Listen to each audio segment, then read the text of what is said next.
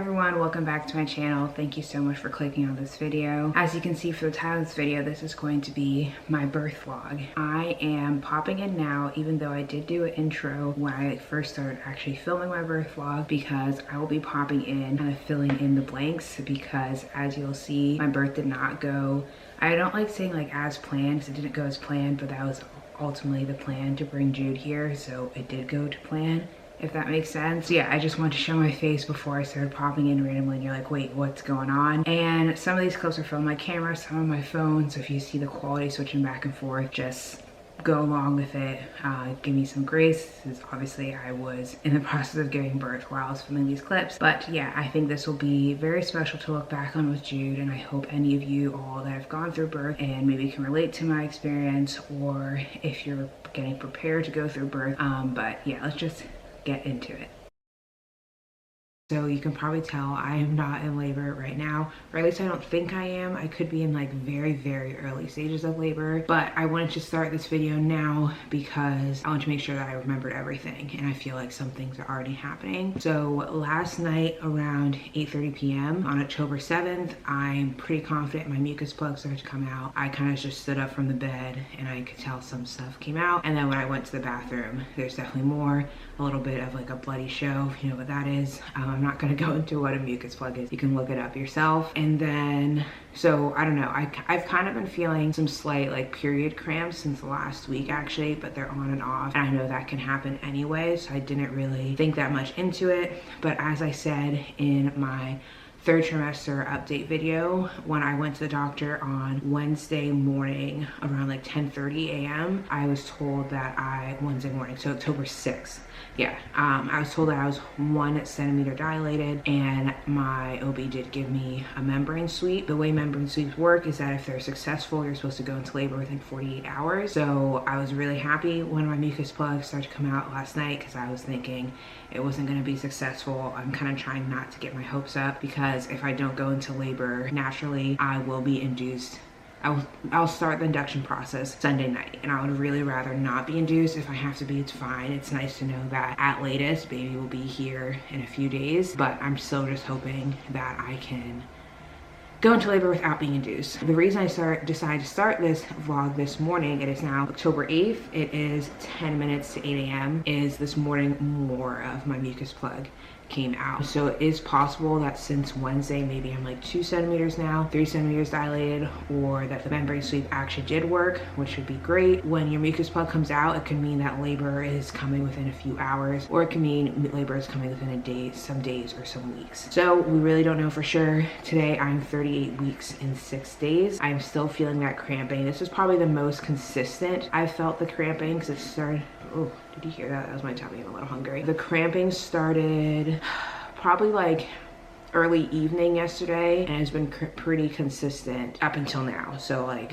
what, 12 hours? I don't know. I'm not gonna do that math right now. And it's not bad enough that I couldn't sleep. I actually slept probably the best that I have, which I feel like is almost always also a sign. It's like baby's like, I'm gonna let you sleep, mommy, because I'm coming and you need that energy. So yeah, that's it. We're about to go on a walk to kind of hopefully keep things going. If this is the very early stages of labor, I'm still crossing my fingers, praying, hoping, trying to stay positive. I'm also trying not to get my hopes up so I'm not disappointed, but also still trying to be like, this could be it, so that the universe hears that too. I guess you'll either see me later today, or if not, you'll see me on Sunday. Here's Pico. We're about to go on another walk. Baby is still in here. It is, where did I put my phone actually?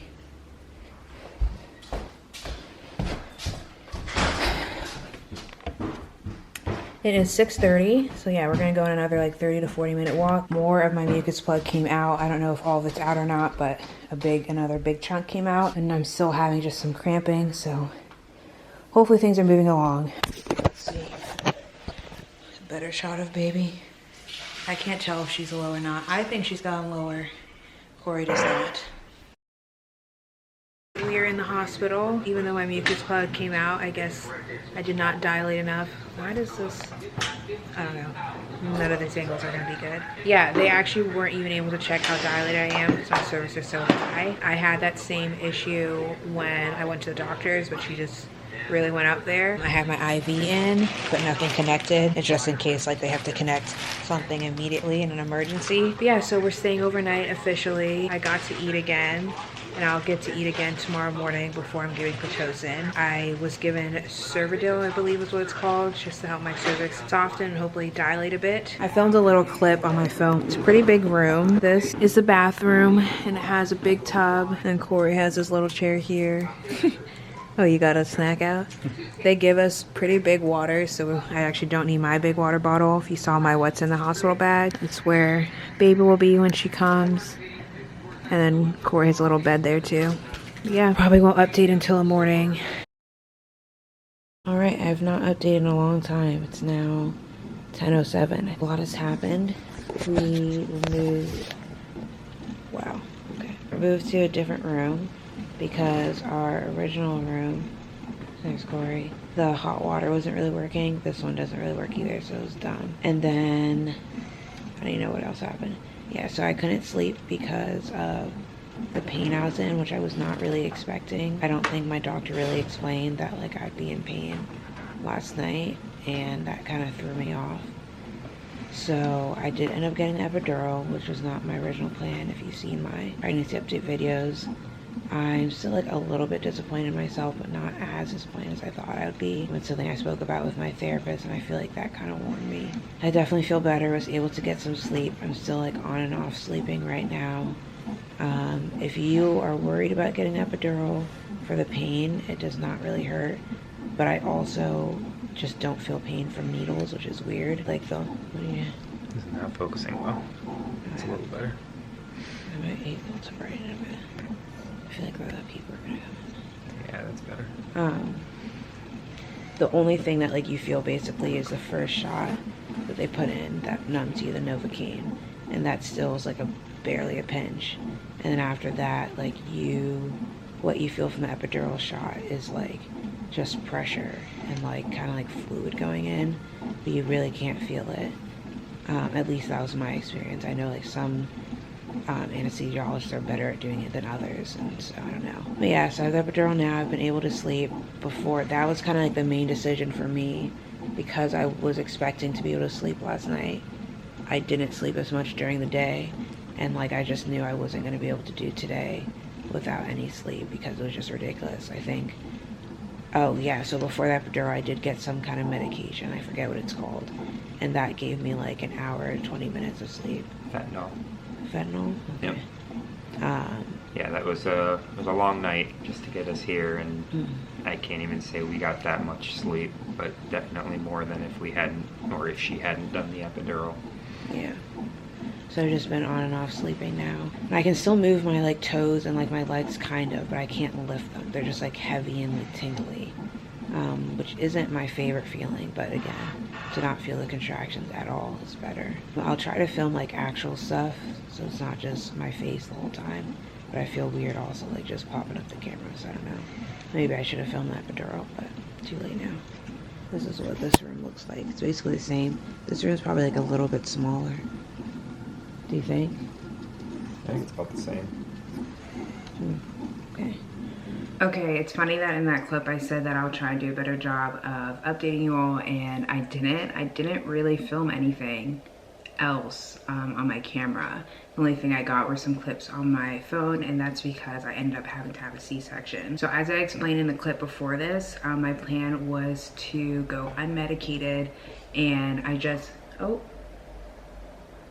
baby might be waking up. I was not prepared at all that like the pain would start on Sunday night, and that's something that like you might be like, wow, that's dumb, like it shouldn't matter if you were expecting pain then or later. But I feel like, and I've talked about this in my update videos, I think pain is a lot of a mind game, and I had not prepared my mind for that. I was just not expecting it, and it was definitely my own fault too. I should have done the research on the medication that they gave me, but I also think it was partially like my doctor's responsibility to make that clear, versus the way it was presented to me. It was kind of like, will be like good night, you'll go to sleep, you'll wake up, and then the process will start. So yeah, I ended up getting the epidural.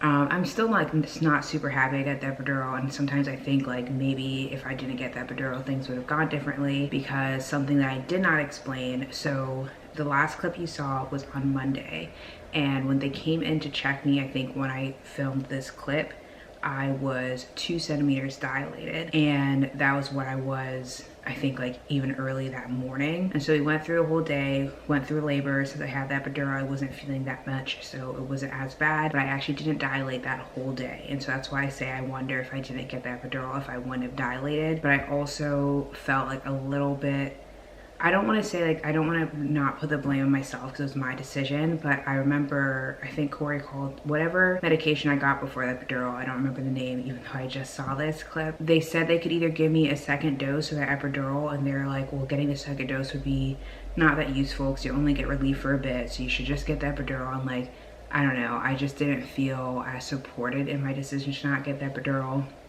Regardless, I got it, it was fine. And then I didn't film anything the next day either, Tuesday. So we went through the whole day again. Monday did not dilate at all. And then Tuesday, I think I ended up dilating to maximum 4 centimeters. And so what had happened is they came in the morning, they checked me, and they kind of like, that was the first time the C-section came up. They're like, well, we might have to do a C-section. We're not sure. If you're not dilating, we might just have to do it. I think, yes, they first came in the morning and said that, and then I was like, well, I want to wait a bit longer. What will happen if we wait longer? Is it going to harm baby? And they're like, no, baby's doing super well. Baby's happy. Baby's just not moving down. Baby was not ready to come out yet. So they came in, I think, around 2, and I said I wanted to wait longer to see if I progressed. I did not, and then by around 6 or so, we decided to do like a C-section. I'll insert some pictures. I don't have any video, but it's very clear from the pictures that I was very upset. I was crying a lot. The doctor, nurse tried to like console me and ask what my fears were and things like that, but for me, it just absolutely, I know myself, and I knew that I didn't want to go into my birth with like a full set plan because that would mess with my mind. But I did have like a few things that I didn't want or did want. I really wanted to go into labor without an induction. That didn't happen. So like already I was like, that's fine, I'll get over it. I wanted to go through labor without an epidural. That didn't happen. Kind of got over it, kind of not. And then my number one thing, I really did not want a C-section, and then that was happening. So I really felt just like out of control and just really upset that the few things that I did want just were not happening, and it was really upsetting for me. I also know from the people that I've spoken to beforehand that C-sections are quite painful recovery wise, and I was kind of worried about that. I wouldn't say I was afraid, I was mostly worried. I know that it's very common that after you have one C-section you have to have all of your births through C-section, so that was also worrisome to me. So at this point, I'm just gonna kind of hop right up until to when Jude was born. The C-section process actually for me was quite scary. It's even funny looking through these clips, like even this clip before, I hardly remember because I just feel like with all the medication I was getting, things were a little bit blurry. But the way the C-section went is that I was only allowed to have Corey with me. When I was in the regular labor and delivery room, my mom and sister were there, which I was very grateful for, but I did not actually update anyone throughout like this whole process. Only people that knew anything that was going on were my mom and sister since they were there, but I really just didn't want to like be dealing with my phone at the time. So yeah, so only Corey was allowed in the actual C-section room. So but at first I went in by myself just for them to prep me. The anesthesiologist came, but the anesthesiologist had a really hard time finding my veins. I think they had to try like 3 or 4 times, which was kind of annoying. It wasn't painful, but it was just like, I'm already not wanting this experience and you're messing up. And then once Corey came in, he sat by me. Girl. What's their name? Don't have one yet. They have a few contenders. I have to be able to actually fully see. Yeah, Still, everything's still blurry. Yeah, that's okay. All the time, And I look at these pictures and I'm like, I don't even remember getting like tubes on my nose. I don't remember them putting in some of the IVs. It is just so weird. The last thing I remember before Jude was born, like before they said your baby's here, was like I looked up at the ceiling and everything started to just turn like orange. And I remember just telling Corey, like, I do not feel good. Like I really feel like I'm about to pass out. And it sounds, I'm not gonna say it sounds dramatic because I'm just trying not to use that language for how I feel because my feelings are valid. I honestly felt like I was gonna die, and that's scary to say, but I think it makes sense also because I was told I lost a lot of blood, but I've never felt that extreme of like I know what I think we all know what it feels like to be like, I'm about to pass out, whether or not like you haven't eaten enough or like you're super drunk or something. I've never felt that sensation, and then looking up and like everything was just, it was so weird, like orange and black, and I just felt so bad. And afterwards I've asked Corey, I was like, was I talking during that time? He's like, yeah, you were speaking, but I have no recollection. The only thing I remember is slowly coming back and I'm saying like, your baby's here. And I looked up at the ceiling again, and like the lights in the operation room started to come back, like all my vision started to slowly come back. And Corey said the only thing I kept saying was like, my baby, my baby. So obviously I was just very happy. She hears, she's crying. I don't know if you can hear her, but obviously I was very happy to have her here. And then afterwards, Corey had to leave again, but he went with baby while they like stitched me up.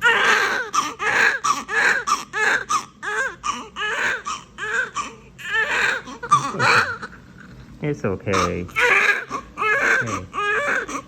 Baby girl. Baby girl. Baby girl. Yeah, what are you trying to eat? Huh? Oops. Yeah, Daddy can't hold camera good. What are you doing? Oh, more tears? Oh, no, you can't eat my finger. Yeah, you can't eat my finger. What are you doing?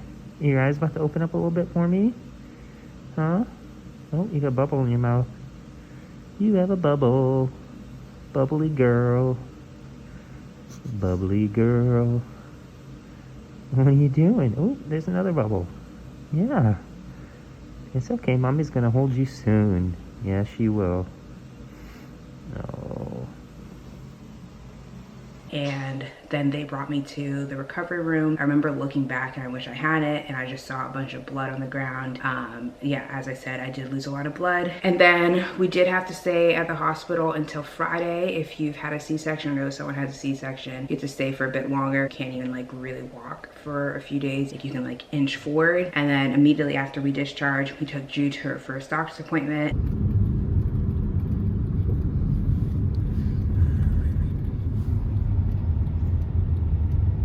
And then brought her home to meet Pico and Shiloh. It's okay. Shiloh's not even gonna look in your turn. The piece of music is called Pastime with Good Company. It has been composed by... Okay, he's just like, who did you bring?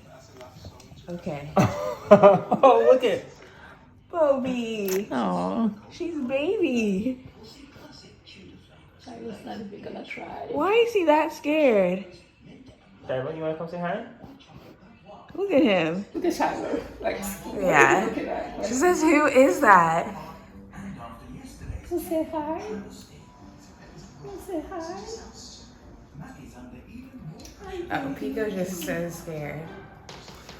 And now she has been with us for exactly 3 weeks. It'll be 3 weeks in less than 4 hours. And I feel like it's gone so quickly. Corey says it seems like she's been here longer. I feel like it seems like she was born 2 days ago. But that is everything. I'm really happy I recorded the clips I did. I actually wish I recorded more, because it is crazy that this was less than a month ago and I already feel like I don't remember things. And I think this is so, so special, not only for me, but obviously for Jude when she grows up and she can watch this. And I hope you enjoyed hanging out with me. Bye. Or not hanging out with me, my birth vlog, because you didn't really hang out with me. Bye. Appalachian sunrise meets my skin. Even with my eyes still closed, I can feel it coming in. Go